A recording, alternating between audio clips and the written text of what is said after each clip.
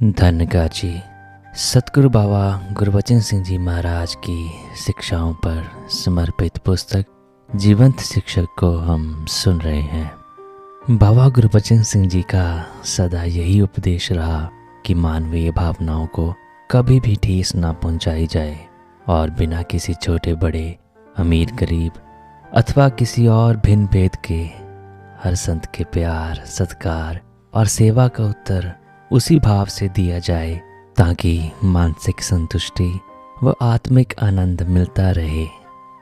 सतगुरु ही तो जीवन की हर शिक्षा प्रदान करता है और कभी कभी खरी खरी स्पष्ट बात अपने परिवार अथवा रिश्तेदारों को सबके सामने इसलिए भी कह देता है ताकि शेष भक्तजनों को भी पता लग जाए कि गुरमत क्या कहती है और उनका इसके विपरीत उठाया कदम उन्हें किस प्रकार नुकसान पहुंचा सकता है।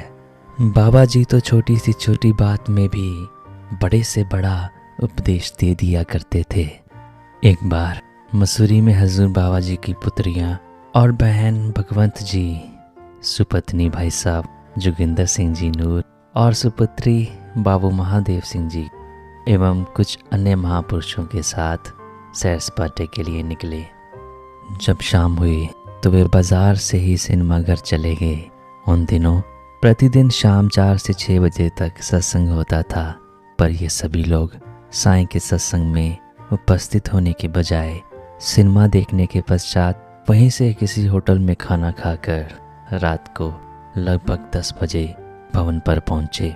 उस दिन जिन महापुरुषों की तरफ से रात का लंगर था वह भवन पर ठहरी हुई समस्त संगत को लंगर चखाकर हजूर के बच्चों के वापस लौटने की प्रतीक्षा कर रहे थे।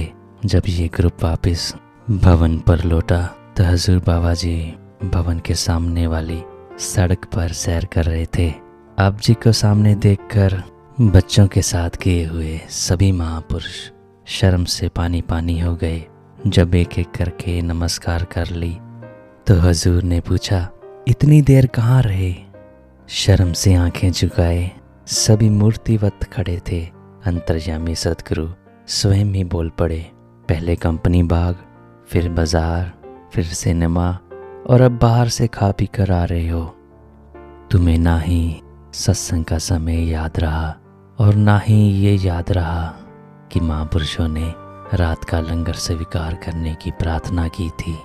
वे महापुरुष अभी तक आपकी इंतज़ार में बैठे हैं, उन्होंने खुद भी खाना नहीं खाया। हजूर की ये शिक्षात्मक डांट सुनकर आपकी बच्चियों मनमोहन जी और जगजीत जी ने चरणों पर सिर रख दिया। जगजीत जी तो वैसे ही बहुत हंसमुख स्वभाव की हैं। उस दिन भी उन्होंने अपनी भूल को स्वीकार करते हुए कहा, बाबा जी बच्चे हैं, गलतियां तो हो ही जाती हैं, आज कृपया बख्श दें और आगे के लिए सुमति प्रदान करें। हजूर ने समझाते हुए फरमाया, यदि जीवन में सुख लेना चाहते हो तो संगत और महापुरुषों की भावना की कद्र करना सीखो। याद रखना, संत महापुरुषों की श्रद्धा और प्यार से भरपूर रूखी सूखी रोटी भी बड़े से बड़े होटल के महंगे पकवानों से अच्छी और सुखदायी होती है। आप सब तो गुरसिख हैं, आपको ये नहीं भूलना चाहिए कि दुनिया के सभी रंग तमाशों से अधिक पक्का रंग और आनंद साथ संगत में मिलता है। सत्संग को छोड़कर किसी और तरफ ध्यान देना महापुरुषों को शोभा नहीं देता। हजूर फरमा ही रहे थे कि आप जी की सुपुत्रियों के साथ गए हुए शेष सभी महापुरुष और भगवंत जी ने चरणों पर शीश रखकर अरदास की, बाबा जी हमें बख्श दीजिए, ऐसी कृपा करें कि ऐसी भूल दोबारा ना हो। आप जी ने सभी को क्षमा के ढंग से थपकी देते हुए फरमाया, जाओ, वे महापुरुष भोजन के लिए आपका इंतज़ार कर रहे हैं, उसे प्रवान करो ताकि उन्हें भी खुशी मिल जाए। अगर महापुरुष खुश हैं तो सुख ही सुख। इतना फरमाते हुए आप जी आगे निकल पड़े। इस ग्रुप के सभी महापुरुष एक और अपनी भूल का एहसास करके शर्मिंदा हो रहे थे और दूसरी तरफ आपकी क्षमादान व शिक्षा पर गर्व भी कर रहे थे कि हजूर सच्चे पातशाह जी ने हमें गुरमत की सही पगडंडी पर वापस ला खड़ा किया है। हजूर बाबा जी स्वयं भी बच्चे बच्चे की भावना की कद्र करते थे। दास ने अनेकों बार देखा है कि अपने भक्तों की श्रद्धा, प्रेम व सेवा भाव को वे सदा ही सम्मान देते थे और सभी को पूरा आशीर्वाद प्रदान करते थे। एक बार समागम के दिनों की बात है, ये बात किसी से भी लुकी छिपी नहीं है कि दिल्ली के वार्षिक संत समागम के अवसर पर कई दिन आप केवल 1 या 2 घंटे ही सो पाते थे। सोमवार को समागम संपन्न हुआ और मंगलवार को भी समागम स्थल पर कई घंटे लगातार नमस्कार होती रही और संगत भी चलती रही। रात लगभग 1 बजे हजूर आराम करने के लिए अपने निवास स्थान पर गए। अपने बेडरूम के बाहर वाले बरामदे में ही आप पलंग लगाकर विश्राम कर रहे थे। रात के लगभग 1:30-2 बजे एक महात्मा इकबाल जीत राय जी, जिनकी सुबह फ्लाइट थी और जो अमेरिका जा रहे थे, उन्होंने सेवादार महापुरुषों को निवेदन किया और अंदर बरामदे में पहुंच गए। हजूर की पीठ दरवाजे की ओर थी।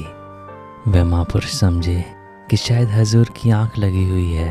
उन्होंने दरवाजे के पास ही पड़ी हुई मेज पर अपनी नमस्कार की माया रखकर दूर से ही हाथ जोड़कर नमस्कार की और वापस पलटने लगे तो एकदम भक्तवत्सल सतगुरु ने अपनी मधुर आवाज में पुकारा, हाँ जी इकबाल जी, बिना मिले ही जा रहे हो? सुबह की फ्लाइट है ना? ये कहते हुए आप इस तरह उठकर बैठ गए जैसे कि पहले से ही जाग रहे हो।